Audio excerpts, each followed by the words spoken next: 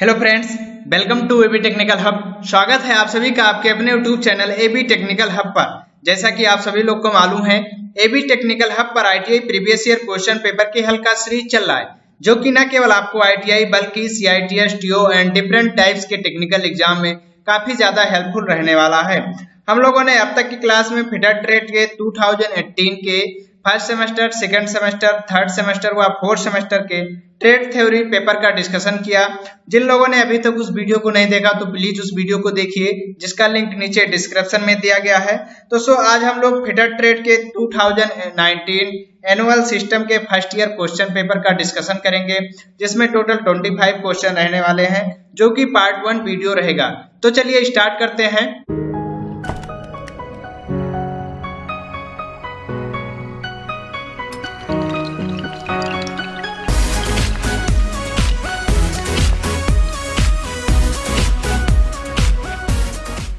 Question number first आपकी screen पे। इस क्वेश्चन में पूछा गया है बेंच वाइज स्पेंडल से बना होता है।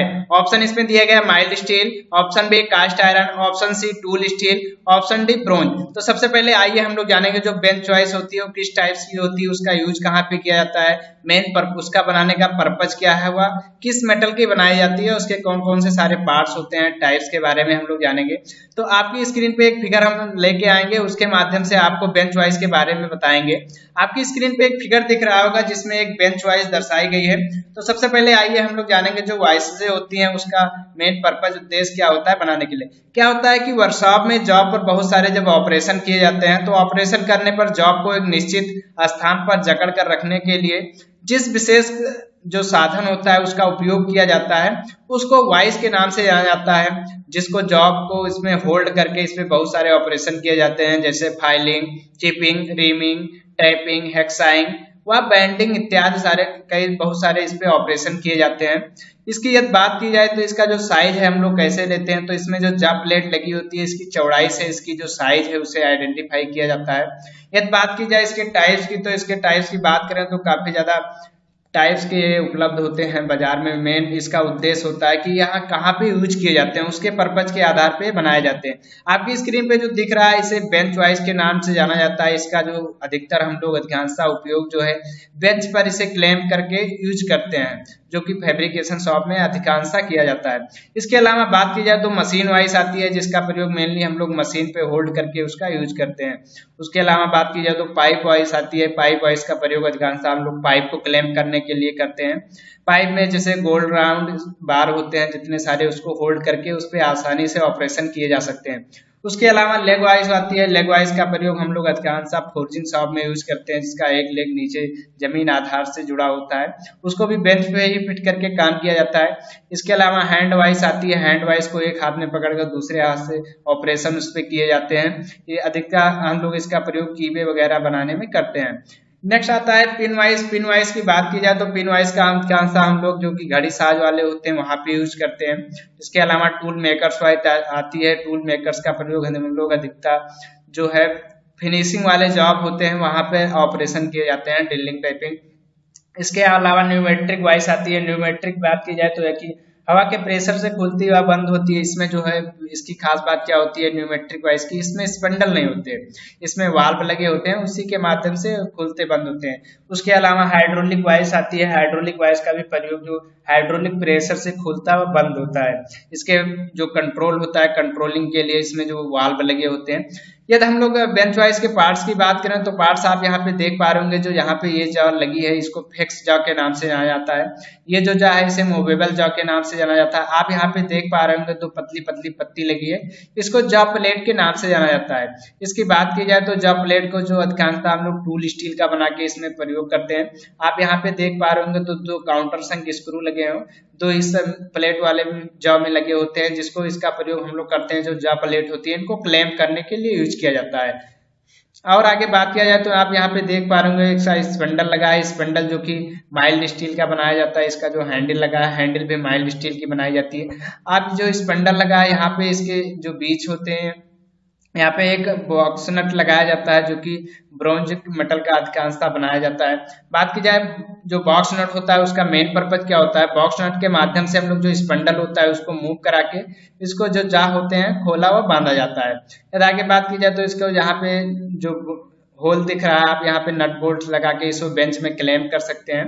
तो आइए ऑप्शन की ओर हम लोग चलते हैं। ऑप्शन में दिया गया था mild steel, option B cast iron, option C tool steel, option D bronze. तो इसका जो करेक्ट ऑप्शन रहने वाला है, करेक्ट ऑप्शन ए रहेगा माइल्ड स्टील। चलिए नेक्स्ट क्वेश्चन की ओर हम लोग आगे बढ़ते हैं। यदि अगले क्वेश्चन की बात की जाए तो अगले क्वेश्चन में पूछा गया है मीट्रिक माइक्रोमीटर में थिम्बल की एक पूर्ण परिक्रमा तक विस्तारित होती है। क्वेश्चन में पूछा गया है जो मीट्रिक माइक्रोमीटर होता है उसका जो थिम्बल होता है एक रोटेशन में कितनी दूरी तय करता है। ऑप्शन दिया गया है, option A 0.01 mm, option B 0.25 mm, option C दिया गया है 0.5 mm, ऑप्शन डी दिया गया है 1 mm। तो सबसे पहले आइए हम लोग जानेंगे जो मीट्रिक माइक्रोमीटर होता है उसका मेन उद्देश्य क्या होता है, जो माइक्रोमीटर किस टाइप्स के जो इंस्ट्रूमेंट होते हैं वह उसका जो थिम्बल होता है एक रोटेशन में कितनी दूरी तय करता है। आइए सबसे पहले एक फिगर के माध्यम से हम लोग इसके बारे में जानेंगे। आपकी स्क्रीन पे एक फिगर दिख रहा है जिसमें मीट्रिक आउटसाइड माइक्रोमीटर को दर्शाया गया है। यदि इसके पार्ट्स की बात, जो इसका मेन उद्देश्य क्या होता है इसके बारे में बात की जाए तो माइक्रोमीटर एक सूक्ष्ममापी यंत्र होता है जिसके द्वारा बात की जाए तो काफी ज्यादा परिशुद्धता व एक्यूरेसी में माप को मेजर कर सकता है।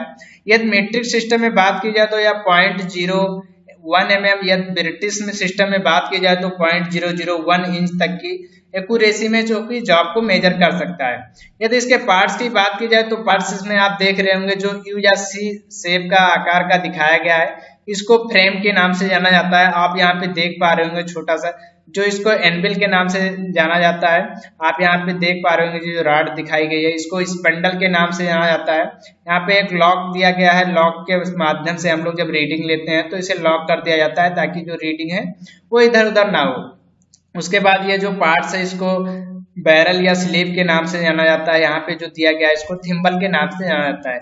बात की जाए इसके पीछे के पार्ट्स की तो यहाँ पे जो पीछे दिया गया है इसको रेचेट स्टाफ के नाम से जाना जाता है। रेचेट स्टाफ का क्या यूज होता है कि जब हम लोग इसका जॉब के द्वारा यहाँ पे मेजर करते हैं तो इसका प्रयोग किया जाता है समदाब सुनिश्चित करने के लिए। जो इस पे प्रेशर लगाना होता है वो निश्चित प्रेशर लगाने के लिए इसका प्रयोग किया जाता है। यदि इसके ग्रेजुएशन की बात की जाए तो ये जो रेंज होते हैं, रेंज में बात की जाए तो 0 से 25 mm की रेंज में मिलते हैं जो कि इसका टोटल डिस्टेंस होता है 25 mm। उस पर मेन स्केल की बात की जाए इसमें तो मेन स्केल जो ग्रेजुएशन होते हैं और 25 mm जो कि डिस्टेंस इस पे बांट दी जाती है, उसमें जो एक डिवीजन का मान होता है 1 mm होता है। यदि उसके सब डिवीजन की बात की जाए तो इसमें 0.5 mm होता है जो कि 1/2 mm रहेगा। यदि थिम्बल की बात की जाए तो आप यहाँ पे देख पा रहे होंगे 45 दिया गया है, उसके बाद 46, 47, 48, 49 या 50, टोटल इसमें 50 ग्रेजुएशन होते हैं जो कि थिम्बल में होते हैं। तो बात की जाए इसके जो मेन डिवीजन होते हैं उसके बाद सब डिवीजन के 0.5 mm को लेके इसका जो थिम्बल होता है उसके 50 भाग में बांट दिया जाता है। तो इसका टोटल भाग की बात की जाए 50 भाग में बांटा जाता है तो उसका वैल्यू क्या होगा, एक रोटेशन में वैल्यू होगा 0.5 mm। तो आइए ऑप्शन की ओर हम लोग चलते हैं। ऑप्शन में दिया गया था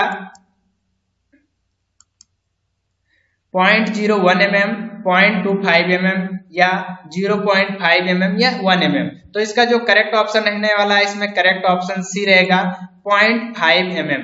चलिए नेक्स्ट क्वेश्चन की ओर हम लोग आगे बढ़ते हैं। अगले क्वेश्चन में देखते हैं क्या पूछा गया है। अगले क्वेश्चन की बात की जाए तो इस क्वेश्चन में पूछा गया है स्ट्रेट पिन हैमर का पिन होता है। क्वेश्चन में दिया गया है जो स्ट्रेट पिन हैमर होता है उसका जो पिन होता है वो कैसा होता है। ऑप्शन ये दिया गया है हैंडल से कोणीय, ऑप्शन बी इसमें दिया गया है हैंडल से सीधा, ऑप्शन सी इसमें दिया गया हैंडल से क्रॉस, ऑप्शन डी दिया गया हैंडल की ओर से झुका हुआ। तो सबसे पहले आइए हम लोग जानेंगे जो हैमर होता है उसका मेन उद्देश्य क्या होता है, वो किस पर्पज के लिए बनाया जाता है। वह जो स्ट्रेट पिन हैमर होता है उसकी पिन किस शेप में होती है। सबसे पहले इसके बारे में हम लोग एक फिगर के माध्यम से जानेंगे। क्या होता है कि वर्कशॉप में काम करते वक्त बहुत सारे ऑपरेशन ऐसे भी करने होते हैं जिनमें जॉब पर ठोकना या पीटने की आवश्यकता पड़ती है, तो इसमें जो ठोकने फूटने के लिए टूल यूज किए जाते हैं उसको हैमर के नाम से जाना जाता है। यदि बात की जाए हैमर, तो कई सारे टाइप्स के हैमर होते हैं, जिसमें hand hammer, sledge hammer, power hammer, soft hammer, claw hammer व इसके अलावा भी बहुत सारे जो स्पेशल पर्पज होते हैं उसके उद्देश्य के लिए हैमर बनाए जाते हैं। आपकी स्क्रीन पे जो फिगर दिख रहा है इसमें एक हैंड हैमर के सेट को दर्शाया गया है। एक हैंड हैमर सेट में 3 हैमर आते हैं, जो कि एक बॉल पिन हैमर होता है, एक क्रॉस पिन हैमर होता है तथा एक स्ट्रेट पिन हैमर होता है। यदि बाल पिन की बात की जाए तो बाल पिन की जो इस पिन होती है वो बाल नुमा बनाई जाती है, इसलिए इसको बाल पिन हैमर के नाम से जाना जाता है। इसका मोस्टली हम लोग यूज कहाँ पे करते हैं, जो सिंपल वर्क होते हैं वहां पे। इसके अलावा जो रिपीटिंग प्रोसेस होती है उसका जो टेल हेड होता है उसको हेड बनाने में यूज किया जाता है। क्रॉस पिन की बात की जाए तो क्रॉस पिन हैमर क्या होता है, जो इसका हैंडल लगा होता है, हैंडल का इसका जो पिन होता है वो क्रॉस में होता है, इसलिए इसको क्रॉस पिन के हैमर के नाम से जाना जाता है। इसका भी प्रयोग चैनल, ग्रूव्स, नालियां बनाने में यूज करते हैं। या तीसरे हैमर की बात की जाए जो कि हैंड हैमर सेट में होता है, तो ये स्ट्रेट पिन हैमर है। स्ट्रेट पिन हैमर की खास बात क्या होती है कि इसका जो पिन होता है वो हैंडल की सीध में बनाया जाता है, इसलिए इसको स्ट्रेट पिन हैमर के नाम से जाना जाता है। इसका भी प्रयोग जो नालियां होती है, ग्रूव्स, चैनल, वहां पे बनाने में इसका यूज किया जाता है। तो आइए ऑप्शन की ओर हम लोग चलते हैं। ऑप्शन में देखते हैं क्या बोला गया था।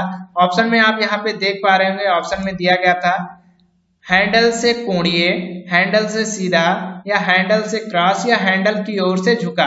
तो जो स्ट्रेट पिन हैमर होता है उसकी जो पिन होती है वो हैंडल से सीध में होती है, इसलिए इसका करेक्ट ऑप्शन जो होगा बी होगा, हैंडल से सीधा। चलिए नेक्स्ट क्वेश्चन की ओर हम लोग आगे बढ़ते हैं। अगले क्वेश्चन में देखते हैं क्या पूछा गया है। अगले क्वेश्चन की बात की जाए तो इस क्वेश्चन में पूछा गया है, इनमें से हथौड़े के कौन से प्रकार का प्रयोग रिबिट के सैंग के प्रसार द्वारा रिबिट के शीर्ष को बनाने के लिए किया। ऑप्शन इसमें दिया गया ये ball pin hammer, option B दिया गया है cross pin hammer, option C दिया गया है इसमें straight pin hammer, option D इसमें दिया गया हल्का हथौड़ा। तो सबसे पहले आइए हम लोग जानेंगे जो रिबिटिंग प्रोसेस होता है वो क्या होता है, और उसके साथ साथ जो इसमें टेल पार्ट्स होता है उसको हेड बनाने के लिए किसका प्रयोग करते हैं। रिबिट क्या होता है कि जब असेंबली में 2 या 2 से अधिक पार्ट्सों को जोड़ना होता है, जो कि सेमी परमानेंट के अंतर्गत आता है, तो उसमें रिबिटिंग प्रोसेस की जाती है। रिबिटिंग प्रोसेस के बाद जो उसका टेल वाला पोर्शन होता है उसको हेड बनाना होता है, तो वहां पे बॉल पिन हैमर का यूज किया जाता है।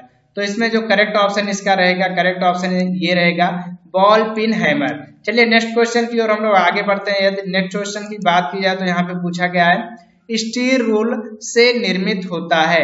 ऑप्शन इसमें ये दिया गया है brass, option B zinc, option C stainless steel, option D cast iron.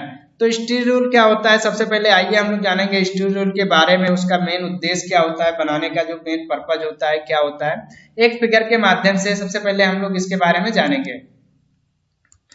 आपकी स्क्रीन पे एक फिगर दिखाया गया है जिसमें स्टील रूल को दर्शाया गया है। यदि स्टील रूल की बात की जाए इसका मेन उद्देश्य क्या होता है, कहाँ इसलिए इसका प्रयोग करते हैं, तो यह एक रेखीय माप यंत्र होता है जिसके माध्यम से एक रेखीय जो मेजरमेंट लिया जाता है। यदि इसकी लिस्ट काउंट की बात की जाए, जो इसका एक्यूरेसी होता है, इसके माध्यम के द्वारा हम लोग कितनी एक्यूरेसी में जॉब को मेजर किया जा सकता है, तो 0.5 mm तक की इसकी एक्यूरेसी होती है, जिसके माध्यम से हम लोग जॉब को मेजर कर सकते हैं। रेंज की बात की जाए तो ये 150 mm से लेके 600 mm तक की रेंज में उपलब्ध होते हैं। आप यहाँ पे देख पा रहे होंगे जो छोटी स्केल दिखाई गई है 150 mm की है, जो बड़ी वाली दिखाई गई है 300 mm की दिखाई गई है। रेंज में आते हैं 150 mm, 300 mm, 450 mm, 600 mm के, इससे भी बड़े स्केल आते हैं जो होते हैं रूल, बट उसका उपयोग जो हम लोग अधिकतर इंडस्ट्री में करते हैं बड़े पैमाने पे उत्पादन के लिए। यदि इसकी फिनिशिंग की बात की जाए या मेटल की बात की जाए किसकी बनाई जाती है, तो यह स्टेनलेस स्टील की बनाई जाती है। उसके साथ साथ इस पे क्रोम फिनिशिंग की जाती है ताकि जो इस पे जंग वगैरह इस पे ना लगे या काफी दिनों तक सुरक्षित रहे।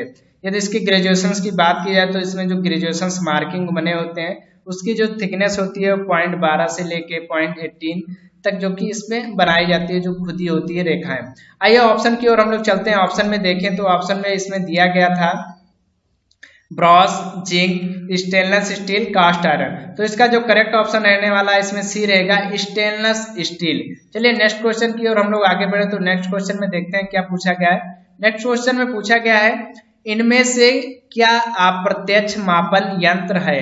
ऑप्शन दिया गया है, ऑप्शन ए आंतरिक caliper, option B vernier caliper, option C universal bevel protractor, option D आंतरिक माइक्रोमीटर। तो सबसे पहले आइए हम लोग जानेंगे जो अप्रत्यक्ष मापन यंत्र होते हैं किस टाइप से होते हैं, इसका जो मेन उद्देश्य होता है, क्या बनाने के लिए पर्पज क्या होता है। तो सबसे पहले आइए एक फिगर के माध्यम से हम लोग देखते हैं इसके बारे में। आप देख पा रहे होंगे आपकी स्क्रीन पे एक फिगर दिखाया गया है जिसमें कैलिपर्स दिखाए गए हैं जो कि आउटसाइड है, इनसाइड है। यह एक अप्रत्यक्ष मापी यंत्र होता है। अप्रत्यक्ष मापी यंत्र क्या होता है, जो सुटेबल होता है कहीं इन रेगुलर शेप वाले जॉब हैं, जो शार्प वाले जॉब होते हैं उनका मेजर करना होता है, वहां पे इनडायरेक्ट रूप से प्रयोग किए जाते हैं। इसके माध्यम से हम लोग स्टील रूल या माइक्रोमीटर्स या जो डायरेक्ट मेजरिंग टूल होते हैं उसके माध्यम से इसमें रीडिंग लिया जाता है, इसलिए इसको इनडायरेक्ट रूप से जाना जाता है। यदि बात की जाए डायरेक्ट रूल की, डायरेक्ट रूल जो मेजरिंग इंस्ट्रूमेंट होते हैं उसमें कौन कौन से आते हैं, तो डायरेक्ट में आते हैं steel rule, vernier caliper, micrometer. यदि इनडायरेक्ट की बात की जाए, इनडायरेक्ट में हमारा outside caliper, inside caliper, jenny caliper, divider, ये सारे जो इंस्ट्रूमेंट यूज किए जाते हैं उनको इनसाइड के नाम से जाना जाता है। इसके अलावा एक टेम्पोररी जो मेजरमेंट होता है कंपैरेटिव, उसके माध्यम से भी जाना जाता है। जो कंपैरेटिव क्या होता है, कंपैरेटिव की बात की जाए तो उसमें गेज आता है, मास्टर पीस आते हैं, उनके यूज के माध्यम से उसमें कंपैरिजन किया जाता है, उसके माध्यम से उसको जाना जाता है। तो आइए ऑप्शन की ओर हम लोग चलते हैं। ऑप्शन में देखते हैं क्या दिया गया था। ऑप्शन इसमें दिया गया था आंतरिक caliper, vernier caliper, universal bevel protractor, उसके साथ साथ आंतरिक माइक्रोमीटर। तो इसका जो करेक्ट ऑप्शन रहने वाला है इसमें ए रहेगा, आंतरिक कैलिपर। चलिए नेक्स्ट क्वेश्चन की ओर आगे हम लोग बात किया, तो नेक्स्ट क्वेश्चन में देखते हैं क्या पूछा गया है। नेक्स्ट क्वेश्चन में पूछा गया है उपयुक्त फेसिंग टूल को फीडिंग प्रदान करने के लिए किया जाता है। ऑप्शन इसमें दिया गया है केंद्र से जॉब की परिधि तक, ऑप्शन बी दिया गया है परिधि से जॉब के केंद्र तक, ऑप्शन सी दिया गया या तो ये या फिर बी, ना तो ये ना तो डी, जो ऑप्शन इसमें दिया गया है। तो सबसे पहले आइए हम लोग जानेंगे जो फेसिंग टूल होता है उसके माध्यम से कौन सी ऑपरेशन की जाती है, वह फेस जो टूल होते हैं फिनिशिंग करने के लिए किसका यूज करते हैं। तो सबसे पहले एक फिगर के माध्यम से हम लोग जानेंगे जो यूजेस होते हैं कहाँ पे किए जाते हैं। आपकी स्क्रीन पे एक फिगर दिखाया गया है, इसमें आप देख पा रहे होंगे एक फेसिंग ऑपरेशन दिखाया गया है जिसमें यहाँ पे टूल लगा है, उसके साथ साथ अपने जॉब को होल्ड किया गया है, उसके बाद इसका फेसिंग की जा रही है इसमें ऑपरेशन। यदि ऑपरेशन की बात की जाए फेसिंग में क्या होता है कि इसके जो जॉब होते हैं उसके फेस को इसमें समतल व चिकना जो कि सरफेस बनाया जाता है। यदि फेसिंग की टाइप्स की बात की जाए तो यह 2 टाइप्स के होते हैं, जो रफ फेसिंग आता है तथा फिनिश फेसिंग आता है। जो रफ फेसिंग होता है उसमें क्या होता है फीड हम लोग ज्यादा देते हैं तथा इसकी परिधि से लेके इसके सेंटर तक जो ऑपरेशन किए जाते हैं उसको रफ फेसिंग के नाम से जाना जाता है। फिनिश फेसिंग की बात की जाए तो इसका जो सेंटर पॉइंट होता है वहां से लेके इसके परिधि तक इसमें जो टूल को ले जाया जाता है, इसके साथ साथ इसकी जो फिनिशिंग होती है काफी ज्यादा होती है और रफ फिनिशिंग के दोगुनी होती है, जो इसकी फीड हम लोग देते हैं वो काफी ज्यादा कम रखते हैं। इसके अलावा जो फेसिंग ऑपरेशन करते समय बहुत सारी लापरवाही के कारण इसमें कुछ दोष आ जाते हैं। दोष की बात की जाए तो इसमें निम्न 3 दोष आते हैं, जो कि कॉनकेव फेस हो जाता है। कॉनकेव फेस क्या होता है कि जब दृढ़तापूर्वक ना बंधे होने जो टूल होता है वो दृढ़तापूर्वक नहीं बंधा है तो वहां पे जो कॉनकेव फेस आ जाते हैं। कॉन्वेक्स की बात की जाए तो कॉन्वेक्स एक दोष होता है जो कि कैरिज लॉक नहीं किया गया है और जो कि कर्तन धार होती है उसका प्रॉपर वो ब्लंट हो गई है, तो वहां पे कॉन्वेक्स फेस इसमें बन जाता है। इसमें एक पिप ऑपरेशन बन जाता है। पिप की में क्या होता है आप यहाँ पे देख पा रहे होंगे जो गोल बना है, यदि इसकी जो सेंटर हाइट होती है सेंटर हाइट इससे प्रॉपर फिट नहीं है तो वहाँ पे पिप बन जाता है, जो कि गोल आकृति की इसमें शेप बनता है, उसको पिप के नाम से जाना जाता है। इसको जो क्या इसमें सुधारा जा सकता है, इसको दृढ़तापूर्वक जॉब को यदि होल्ड किया जाए, उसके साथ साथ जो इसमें टूल होल्ड करते हैं उसको भी प्रॉपर क्लेम किया जाए, कैरिज को इस पे ऑपरेशन करते समय लॉक कर दिया जाए, उसके साथ साथ जो इसका सेंटर हाइट है उसको प्रॉपर फिट किया जाए, तो इन सारे दोषों से इस पे बचा जा सकता है। आइए ऑप्शन की ओर हम लोग चले। ऑप्शन में दिया गया था केंद्र से जॉब की परिधि तक, ऑप्शन बी दिया गया था परिधि से जॉब के केंद्र तक, ऑप्शन सी दिया गया या तो ये या फिर बी, ऑप्शन डी दिया ना तो ये और ना ही बी। तो इसका जो करेक्ट ऑप्शन रहने वाला है इसमें ए रहेगा, केंद्र से जॉब की परिधि तक। केंद्र से जॉब की परिधि तक जो कि फेसिंग टूल होता है वो काफी ज्यादा उपयुक्त होता है, फिनिशिंग के लिए इसका यूज करते हैं। चलिए नेक्स्ट क्वेश्चन की ओर हम लोग आगे बढ़ते हैं। नेक्स्ट क्वेश्चन में देखते हैं क्या पूछा गया था। नेक्स्ट क्वेश्चन की बात की जाए तो इसमें पूछा गया है स्टेप टर्निंग के दौरान को पहले घुमाने को प्राथमिकता दी जाती है। ऑप्शन इसमें दिया गया, ऑप्शन ए छोटे व्यास वाले स्टेप, ऑप्शन बी दिया गया है बड़े व्यास वाले स्टेप, ऑप्शन सी दिया गया इसमें ना तो या फिर बी। इसमें सी दिया गया है ना तो ये और ना ही बी। तो सबसे पहले आइए हम लोग जानेंगे जो स्टेप टर्निंग होती है उसका मेन उद्देश्य क्या होता है, स्टेप टर्निंग का यूज कहाँ पे किए जाते हैं, स्टेप टर्निंग जो होती है वो किस टाइप के की जाती है, इसमें जो ब्यास होते हैं कौन सा ब्यास सबसे पहले यूज करते हैं। तो आइए इसको एक फिगर के माध्यम से हम लोग समझेंगे इसका मेन उद्देश्य क्या होता है। आपकी स्क्रीन पे एक ऑपरेशन दिख रहा होगा जिसमें एक जो कि स्टेप टर्निंग ऑपरेशन करते हुए दिखाया गया है। ये स्टेप टर्निंग की बात की जाए मेन इसका उद्देश्य क्या होता है, स्टेप टर्निंग का उद्देश्य क्या होता है, जो कि शाफ्ट वगैरह बनाए जाते हैं वहां पे इसका यूज किए जाते हैं अधिकतर पावर को ट्रांसमिट करने के लिए। जो कि यहाँ पे सबसे पहले हम लोग बड़े व्यास के जो डाया होते हैं उसको रेडी कर लेते हैं, उसके बाद छोटे व्यास के, उसके बाद छोटे, उसके बाद छोटे, जो इसमें स्टेप बनते आते हैं उसके अकॉर्डिंग छोटे स्मॉल जो डाया वाले जॉब होते हैं वहां पे इसका धीरे धीरे ऑपरेशन करते आते हैं। तो आइए ऑप्शन की ओर हम लोग चलते हैं। ऑप्शन में बात की जाए कौन से इसका जो करेक्ट ऑप्शन रहने वाला, करेक्ट ऑप्शन इसमें क्या रहेगा, छोटे व्यास वाले स्टेप, बड़े व्यास वाले स्टेप, या तो ये या फिर बी, ना तो ये ना बी। तो इसका जो करेक्ट ऑप्शन रहने वाला है इसमें बी रहेगा, बड़े व्यास वाले स्टेप। सबसे पहले क्या करते हैं कि स्टेप टर्निंग में सबसे पहले बड़े व्यास को तैयार कर लिया जाता है, उसके बाद उससे छोटे जो होते हैं उनको, उसके बाद उससे जो छोटे होते हैं वो धीरे धीरे उसे स्टेप में उसे टर्निंग करते रहते हैं। तो इसका जो करेक्ट ऑप्शन रहने वाला है बी रहेगा, बड़े व्यास वाले स्टेप। क्वेश्चन नंबर 9 की बात की जाए तो इसमें पूछा गया है इनमें से क्या एकल पॉइंट टूल के साथ थ्रेड कटिंग के दौरान थ्रेड की गलत पिच प्राप्त होने का कारण है।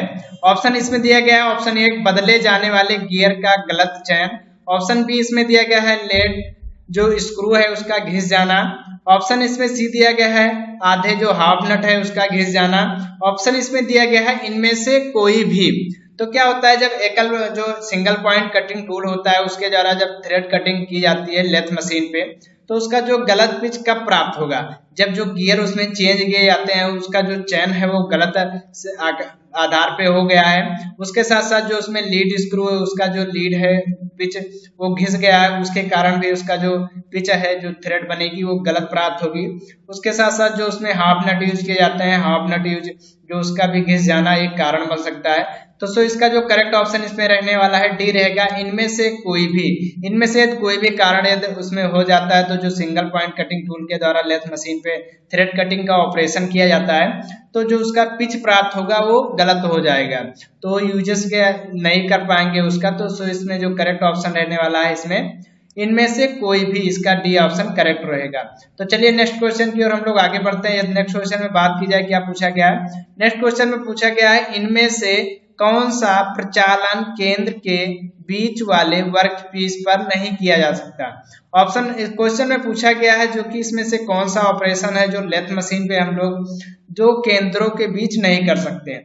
ऑप्शन इसमें दिया गया ये नर्लिंग, ऑप्शन बी इसमें दिया गया है प्लानिंग द्वारा अंडर कटिंग, ऑप्शन सी इसमें दिया गया है थ्रेड कटिंग, ऑप्शन डी इसमें दिया गया है पार्टिंग ऑफ। तो इसमें क्या होता है नर्लिंग जो ऑपरेशन होता है उसको भी दो सेंटरों के बीच हम लोग आसानी से कर सकते हैं। प्लानिंग के द्वारा हम लोग अंडर कटिंग ऑपरेशन भी दो सेंटर के मध्य जब जॉब को होल्ड किया जाएगा तो वहां पे कर सकते हैं। उसके साथ साथ जो थ्रेड कटिंग होता है, थ्रेड कटिंग भी हम लोग दो सेंटर के बीच में जो जॉब को होल्ड कर सकते के उसमें जो थ्रेड कटिंग ऑपरेशन किए जा सकते हैं। यदि इसमें ऑप्शन डी की बात की जाए पार्टिंग ऑफ, पार्टिंग ऑफ में क्या होता है कि हम लोग दो जो सेंटर होते हैं लाइव सेंटर व डेड सेंटर उसके बीच जॉब होल्ड करके पार्टिंग ऑफ नहीं किया जा सकता। क्यों नहीं किया जा सकता, आइए एक फिगर के माध्यम से इसके बारे में हम लोग जानेंगे। आपकी स्क्रीन पे एक फिगर दिख रहा होगा जिसमें पार्टिंग ऑफ का ऑपरेशन करते हुए दिखाया गया। आप यहाँ पे देख पा रहे होंगे इसमें चक में जो क्या है एक राउंड बार जॉब को होल्ड किया गया है। उसके साथ साथ यहाँ पे देख पा रहे होंगे जो टूल पोस्ट है, टूल पोस्ट में यहाँ पे एक टूल होल्ड किया गया है जो कि इसमें ऑपरेशन जो दिखाया गया पार्टिंग ऑफ का दिखाया गया है। यहाँ पे जब दो सेंटरों के बीच जॉब को होल्ड किया जाएगा तो इसमें जो पार्टिंग ऑपरेशन क्यों नहीं किया जा सकता इसके बारे में हम लोग जानेंगे। यहाँ पे एक सेंटर लगा होगा, उसके बाद यहाँ पे टेल स्टॉक में एक सेंटर लगा होगा। जिसमें पार्टिंग ऑफ किया जा रहा होगा तो पार्टिंग ऑफ कंप्लीट होने पे इसके जो यहाँ पे कम जो कटाई वाली जॉब बचेगी, कम थिकनेस की बचेगी, तो यहाँ पे एक्सीडेंट होने के चांसेस काफी ज्यादा रह सकते हैं। इसीलिए यहाँ पे पार्टिंग ऑफ पे जो 2 सेंटर होते हैं उनके बीच जॉब को होल्ड करके ऑपरेशन नहीं किया जाता है। तो इसका जो करेक्ट ऑप्शन इसमें रहने वाला है, करेक्ट ऑप्शन इसमें क्या रहेगा आइए हम लोग जानेंगे।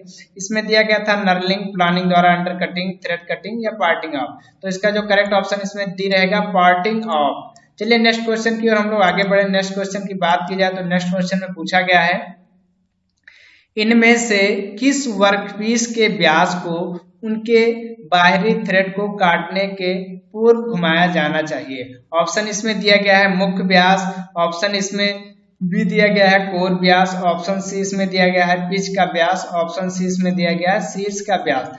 तो क्या होता है कि जब बाहरी थ्रेड काटा जाता है, बाहरी थ्रेड काटने के लिए हम लोग अधिकांशतः लेथ मशीन का यूज करते हैं। लेथ मशीन पे सबसे पहले हम लोग ब्लैंक डाया को तैयार किया जाता है। तो ब्लैंक डाया को हम लोग मुख्य व्यास के नाम से जाना जाता है। तो सो इसका जो करेक्ट ऑप्शन इसमें रहेगा ए रहेगा मुख्य व्यास। तो चलिए नेक्स्ट क्वेश्चन की ओर हम लोग आगे बात की जाए तो नेक्स्ट क्वेश्चन की बात की जाए इसमें क्या पूछा गया है।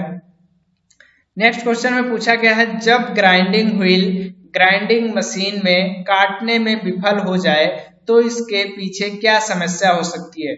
ऑप्शन इसमें दिया गया ऑप्शन ए ग्राइंडिंग व्हील के ग्रेड का बहुत कोमल होना, ऑप्शन इसमें बी दिया गया है ग्राइंडिंग व्हील के ग्लेज होना, ऑप्शन सी इसमें दिया गया है ग्राइंडिंग व्हील का अच्छे रूप से स्पंडल पर माउंट न होना, ऑप्शन डी इसमें दिया गया है बहुत अधिक फीड उपलब्ध कराना। तो इसमें जो क्वेश्चन में पूछा गया है जो ग्राइंडिंग व्हील है ग्राइंडिंग मशीन पे जो काटने में विफल कब हो जाएगा, जब उसकी ग्लेज हो जाती है। ग्लेज हो जाने क्या है मतलब उसका जो दांते हैं जो उसमें कटिंग एजेस हैं वो काफी ज्यादा ग्लेड हो गए हैं, फिनिश हो गए हैं, चमकदार हो गए हैं, तो वो कटिंग नहीं करता है। तो इसका जो करेक्ट ऑप्शन इसमें बी होगा ग्राइंडिंग व्हील का ग्लेज्ड होना। इसका जो करेक्ट ऑप्शन ये रहेगा। यदि उसके दांते काफी ज्यादा कोमल हैं तो घिस जाते हैं जल्दी। तो और इसमें ऑप्शन सी दिया गया है ग्राइंडिंग व्हील का अच्छे रूप से स्पंडल पर माउंट ना होना। यदि अच्छे रूप से माउंट नहीं है तो प्रॉपर चलेगा नहीं, वो जो सेंटरलेस हो जाएगा तो प्रॉपर नहीं चल पाएगा, ऑपरेशन इस पे नहीं किया जा सकते हैं। बहुत अधिक फीड उपलब्ध करा देंगे तो उसमें क्या है पिनिंग आ जाता है। तो इसका जो करेक्ट ऑप्शन होगा बी होगा ग्राइंडिंग व्हील का ग्लेज होना। चलिए नेक्स्ट क्वेश्चन की ओर हम लोग बात करें तो नेक्स्ट क्वेश्चन में क्या पूछा गया है देखते हैं। नेक्स्ट क्वेश्चन में पूछा गया है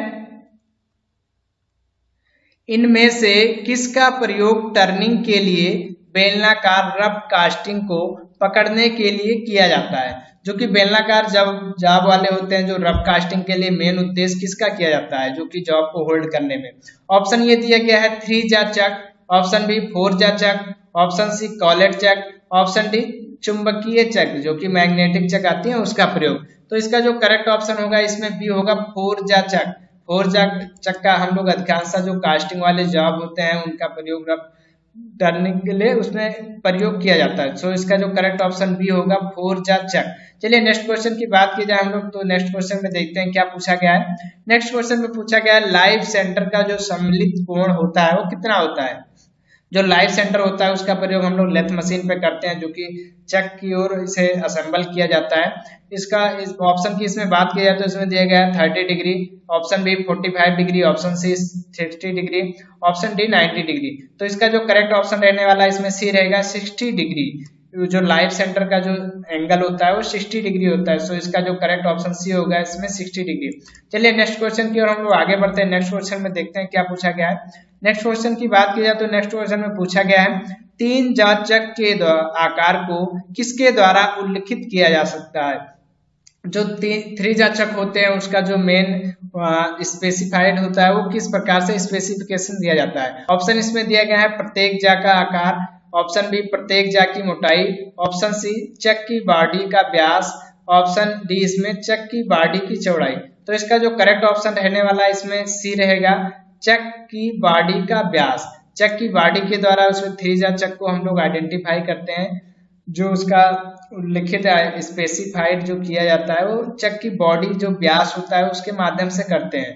तो इसका जो करेक्ट ऑप्शन इसमें होगा सी होगा चक की बॉडी का व्यास। चलिए नेक्स्ट क्वेश्चन की ओर हम लोग आगे बढ़ते हैं। अगले क्वेश्चन में देखते हैं क्या पूछा गया है।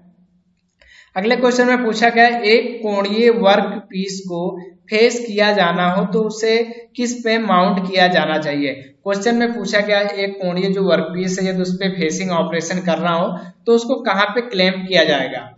ऑप्शन इसमें दिया गया है थ्री जाचक में, ऑप्शन बी कॉलेट में, ऑप्शन सी केंद्र के बीच में, ऑप्शन डी दिया गया है फेस प्लेट पर। तो आइए हम लोग जानते हैं जो कोणीय वर्कपीस है उसका जो प्रयोग है फेसिंग ऑपरेशन में करने में किस पे होल्ड करेंगे, एक फिगर के माध्यम से हम लोग इसके बारे में जानेंगे। आप यहाँ पे देख पा रहे होंगे आपकी स्क्रीन पे एक कोणीय जो फेस प्लेट है उसे लगाई गई, उसके साथ साथ यहाँ पे कोणीय जो जॉ को होल्ड किया गया है, इसमें जो है फेसिंग ऑपरेशन किए गए हैं। तो फेसिंग ऑपरेशन में हम लोग जो फेस प्लेट का यूज करते हैं, फेस प्लेट इसमें होल्ड करके, उसके साथ साथ यहाँ टूल पोस्ट में जो टूल को होल्ड करके इस पे जो यहाँ पे आप देख पा रहे होंगे फेसिंग ऑपरेशन इस पे इजिली किया जा सकता है। इसको ना तो हम लोग फोर जाचक पे कर सकते हैं, ना थ्री जाचक, ना कॉलेट चक। तो आइए ऑप्शन की ओर हम लोग चलते हैं, ऑप्शन में देखते हैं क्या क्या दिया गया था। ऑप्शन में इसमें दिया गया था थ्री जाचक में, ऑप्शन बी कॉलेट में, ऑप्शन बी सी दिया गया था केंद्र के बीच में, ऑप्शन डी इसमें फेस प्लेट। तो सो इसका जो करेक्ट ऑप्शन डी होगा इसमें फेस प्लेट। फेस प्लेट पे हम लोग जो कोणीय वर्कपीस होते हैं उसको होल्ड करके आसानी से इस पे फेसिंग ऑपरेशन किए जा सकते हैं। इसके अलावा बहुत सारे इस पे ऑपरेशन भी किए जा सकते हैं। तो चलिए नेक्स्ट क्वेश्चन की हम लोग बात करें। नेक्स्ट क्वेश्चन में क्या पूछा गया है, तो इसमें पूछा गया है निम्न हेलिक्स कोण ड्रिल्स को में छिद्र करने के लिए प्राथमिक तौर पर प्रयोग किया जाता है। इस क्वेश्चन में पूछा गया है जो निम्न हेलिक्स एंगल वाले ड्रिल होते हैं उसका प्रयोग हम लोग सबसे ज्यादा किस में प्रेफरेंस देंगे, जो कि ये ड्रिलिंग ऑपरेशन करना है। ऑप्शन इसमें दिया गया है ये प्लास्टिक, ऑप्शन बी दिया गया है copper, option C cast steel, option D carbon steel. तो इसका जो करेक्ट ऑप्शन इसमें ए होगा प्लास्टिक। प्लास्टिक का प्रयोग हम लोग काफी ज्यादा नर्म धातु होती है तो सो इसमें बात है कि जो निम्न हेलिक्स वाले एंगल होंगे उसमें यूज किया जाएगा। तो सो इसका जो करेक्ट ऑप्शन ए होगा प्लास्टिक। चलिए नेक्स्ट क्वेश्चन की हम लोग आगे बात किया जाए। नेक्स्ट क्वेश्चन में क्या पूछा गया है तो देखते हैं नेक्स्ट क्वेश्चन में क्या पूछा गया है। इसमें पूछा गया है एल्युमिनियम में गहरे छिद्र के निर्माण के लिए ड्रिल होना चाहिए।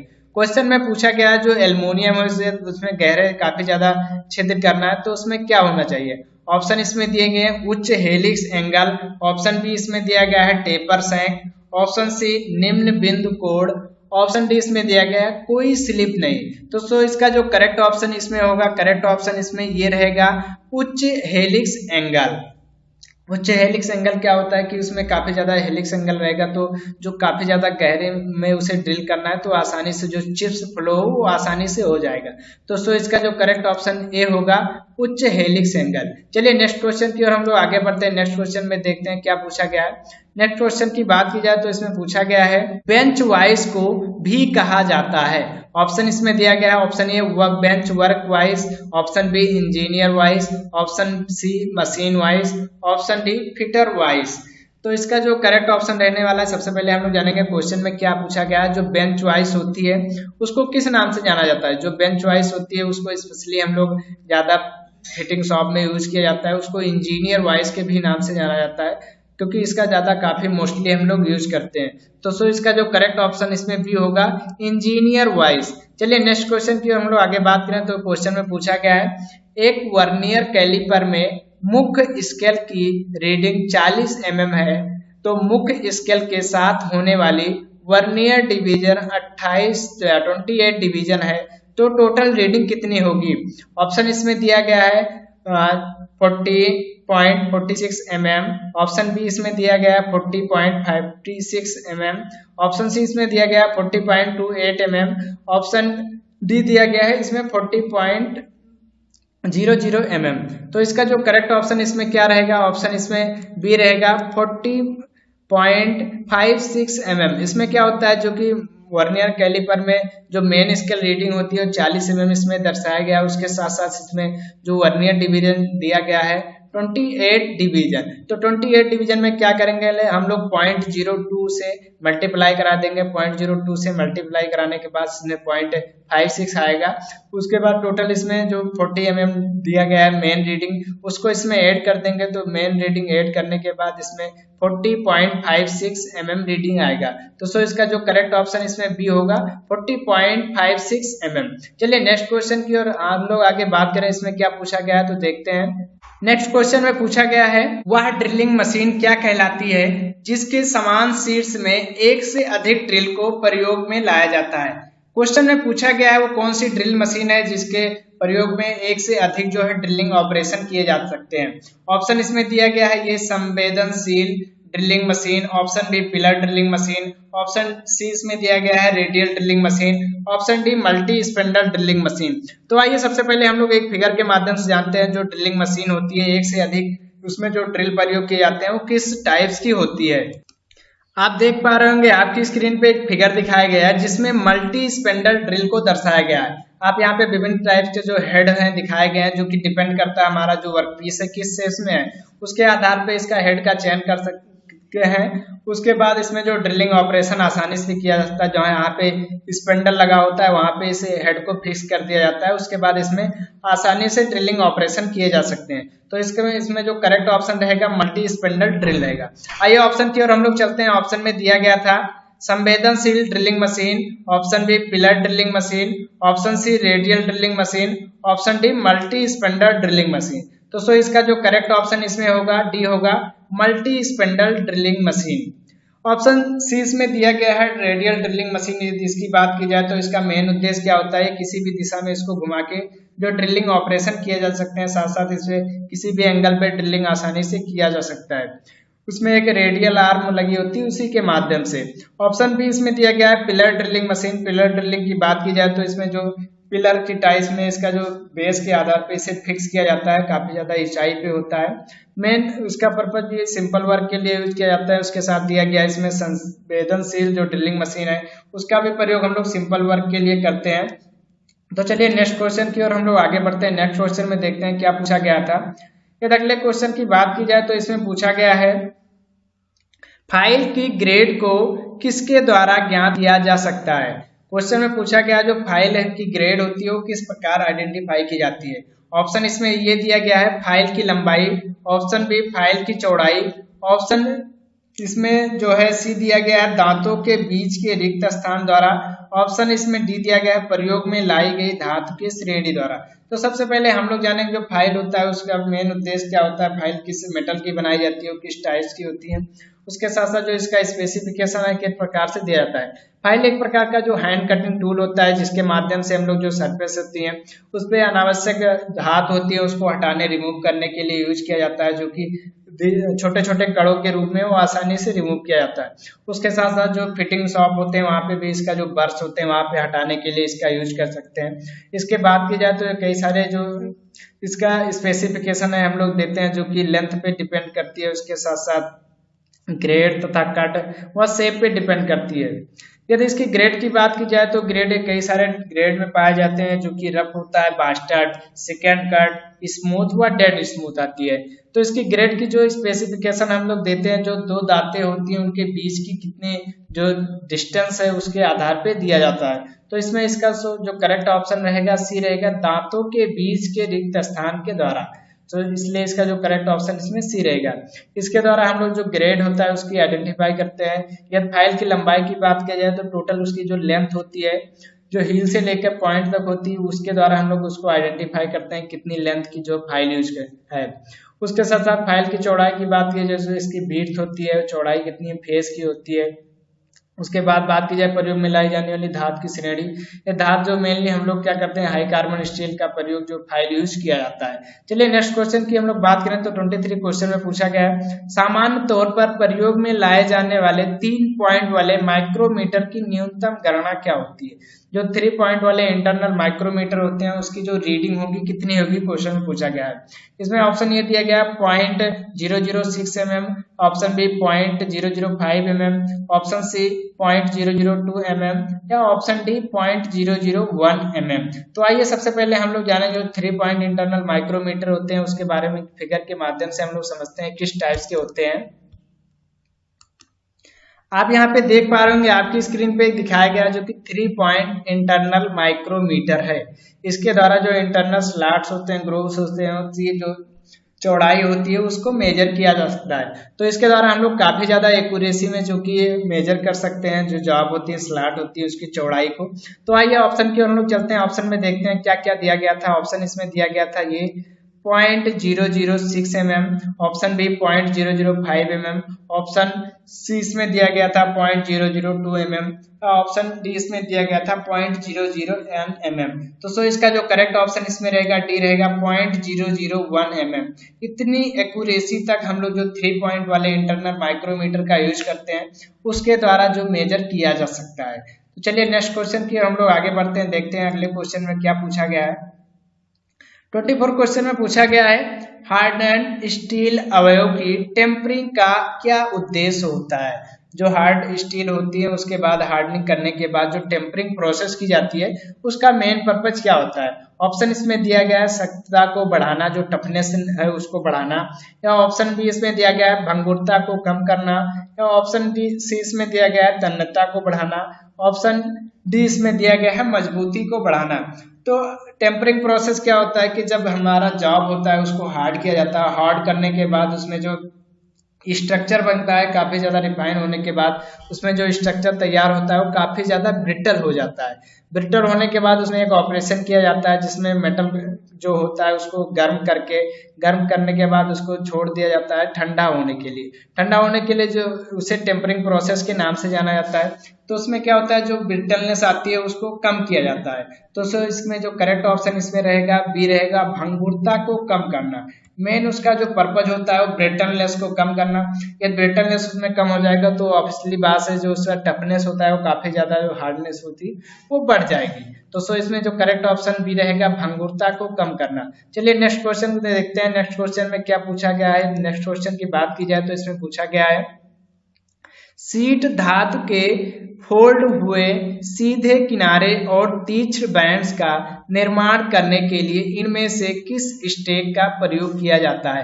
क्वेश्चन में पूछा गया जो शीट धातु होती है मेटल जो होती है उसको फोल्ड करने के लिए तीक्ष्ण जो शार्प बैंड किसका प्रयोग करेंगे। ऑप्शन इसमें दिया गया ये फनल स्टेक, ऑप्शन बी कुल्हाड़ी stake, option C creasing iron stake, option D half moon stake. तो आइए सबसे पहले हम लोग जानेंगे इसका जो मेन इसमें कौन सा स्टेक यूज करते हैं उसको एक फिगर के माध्यम से समझते हैं कैसे उसका यूज किया जाता है। आपकी स्क्रीन पे एक फिगर दिखाया गया है जिसमें एक हैचेट स्टेक को दिखाया गया है। आप यहाँ पे देख पा रहे होंगे तो इसका जो हेड है वो काफी ज्यादा सीधा है, उसके साथ साथ जो इसका एक साइड होता है वो काफी ज्यादा शार्प होता है। शार्प होने के कारण इसमें जो शीट मेटल हम लोग जो फोल्डिंग करते हैं तो उसमें आसानी से जो कोने होते हैं उनको यहाँ पे फिट किया जा सकता है, जो शार्प एजेस उसमें निर्माण किए जा सकते हैं। तो ये जो हैचेट स्टेक है उसका प्रयोग हम लोग यूज करते हैं इसमें। आइए ऑप्शन की ओर हम लोग चलते हैं, ऑप्शन में देखते हैं क्या दिया गया था। ऑप्शन इसमें दिया गया था फनल स्टेक, कुल्हाड़ी स्टेक, क्रीजिंग आयरन स्टेक या हाफ मून स्टेक। तो इसका करेक्ट ऑप्शन इसमें बी रहेगा कुल्हाड़ी स्टेक, जिनको हम लोग हैचेट स्टेक के नाम से जाना जाता है। तो इसका जो करेक्ट ऑप्शन इसमें बी होगा कुल्हाड़ी स्टेक। तो आज हम लोगों ने 25 नंबर तक के क्वेश्चन को कवर किया जो कि पार्ट 1 वीडियो रहा एनुअल सिस्टम के फर्स्ट ईयर क्वेश्चन पेपर का। आई होप आप सभी को वीडियो पसंद आई होगी। यदि वीडियो पसंद आई तो प्लीज वीडियो को लाइक करना, शेयर करना तथा साथ साथ में चैनल को भी सब्सक्राइब करना ताकि आप तक वीडियो डायरेक्ट पहुंचे। यदि आप लोग टेक्निकल लाइन से रिलेटेड कोई भी डिस्कशन करना चाहते हैं तो हमारे व्हाट्सएप, टेलीग्राम, फेसबुक व इंस्टाग्राम ग्रुप को ज्वाइन कीजिए जिसका लिंक नीचे डिस्क्रिप्शन में दिया गया है। Thanks for watching.